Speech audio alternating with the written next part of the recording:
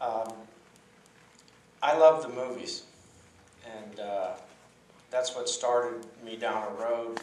It's lasted about 30 years now, and I got the privilege to make 8 feature films and written a boatload of scripts. And at this point in my career, the most important thing to me is what's the story, and is it worth all the hard work that you're going to put in?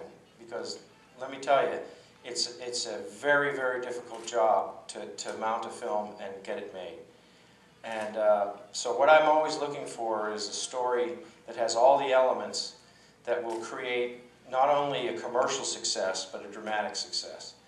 And when I was aware for some time the Kreider Brothers working on this particular story. Brian and I have been friends since we met. Actually, I think I met you first in LA when you were out there to meet and greet as the commissioner for Pennsylvania, film commissioner. And when he sent me the documentary, I was really struck by a number of things.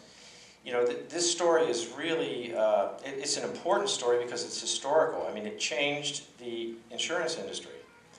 And it resonates today because similar things are going on. We have credit default swaps. We have corporations taking out insurance policies on their workers and collecting when the worker dies as opposed to it going to the family. So there's a lot of things going on that make it present. In addition, there's a whole ghost story element, you know, that people have been, you know, cited the ghost of Henry Wise, and lights have gone out. There's just a lot of commercial elements to this. In addition, you know, you have a remarkable murder mystery and a courtroom drama. I mean, there are a lot of genres here that are mixed, and whenever you have genres coming together, generally it creates power. So it was very exciting to me, and I would very much like to take this on and see it go forward, not only because I like to do that work. I believe that we're in service of something that's really powerful. And, you know, Kim and I have both experienced what it's like for a community when a film comes to town. It really does, it's not only the circus coming to town, it's not only a lot of fun, and it's very interesting for people, but the stimulation of the economy is remarkable. You know, we spend the majority of the money, at least 60%, in the community. So in that sense, there's a great benefit.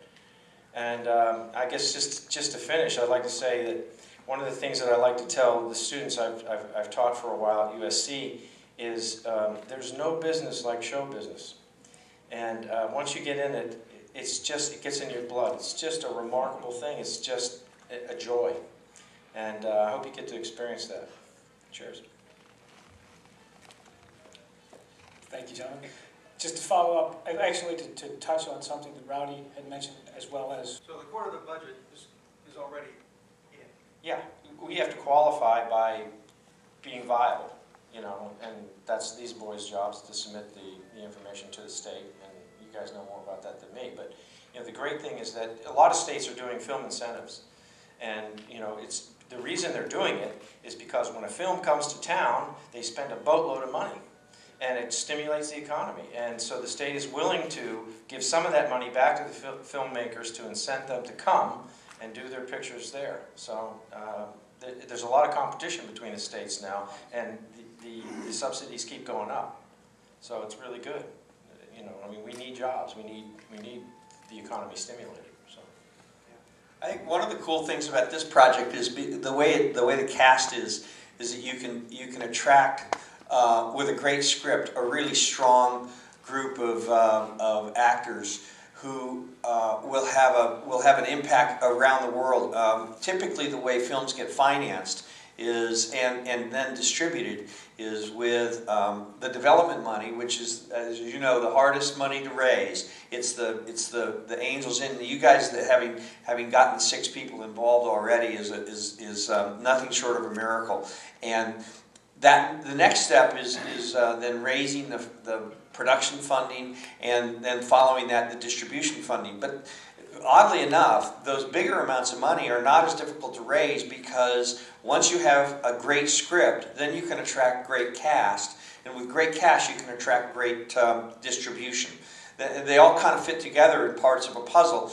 for those of you, who are in real estate or in other types of businesses that have very strict guidelines in terms of both finance and distribution, the film business is really not that much different. It's very, it should be guided by very strong principles of return on investment and that sort of thing. And I think you can apply those to particularly to this film, because it has so much opportunity to attract a strong cast, which will be seen in foreign sales, oftentimes in advance of the film actually being shot, which serve as guarantees. Studios will be attracted to that same cast and provide distribution funding and distribution guarantees that, again, can serve to mitigate whatever risk there may be. There's no doubt that the film business across the board is a risky business, but as producers, we try to mitigate that risk by being efficient with the schedule, giving Rowdy everything he needs. Anything he wants, but not everything he needs. Is that the way it goes? Yeah. We'll give you anything you want, any one thing, but not everything, right? 3 apples, 2 oranges. You can't have 5 of anything. But I think that the way these guys have started out this process and engaged the community is probably the best way to grow a project that really will impact over the course of time. And I just finished a film down in Florida where we had a professional crew. We had about 65 guys, 65 men and women working on the crew in every department. But we also had some... Bruce and I wrote the documentary, we wrote the play. Some of you have seen it, some of you have been in it. But when it comes to working in a feature film, it's up here. And that's why we got in touch with Rowdy and Kim and Jason. When Rowdy looked at the script that we had written, he had some great ideas about bringing 1 or 2 of the characters forward. That really is something you can sell to actors in Hollywood. You want to say anything about the character of Zechman? Yeah, one of the questions I like to ask when I'm teaching a course in directing is, what does every feature film that gets made have in common? What's it about? And I watch the students puzzle over it, and I let them twist for a little while, and then I finally give them the answer. That they're all about a movie star. Because in order to get a film made, you have to have a movie star. That's just the way it goes. In order to get distribution, you got to have somebody that's going to bring people into the theaters. And I mentioned before that this story, was very attractive to me. And one of the reasons it's attractive to me is because I can see it being very castable, as Kim said. And the character of George Zechman would be the character because he's the only one who gets acquitted in the trial, and also he's the one who's morally challenged. He is the guy who we would focus on. And so basically, screenplays are about structure. And for me, building the story around George will create an opportunity to attract a character that's an A-list actor. And that's the goal every time we go out. And like I said, it's too hard to do if you don't have a material that you think is going to be able to, take you across the line. So for me, this story has everything, and that's why I'm here. So off we go rejoicing. Any questions? Any questions?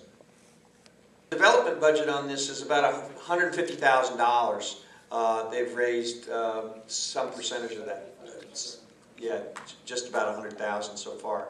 And ultimately, the film, there are 2 parts of a film budget. There's the above-the-line budget, which is the cast and the director, producers, and all the contract players.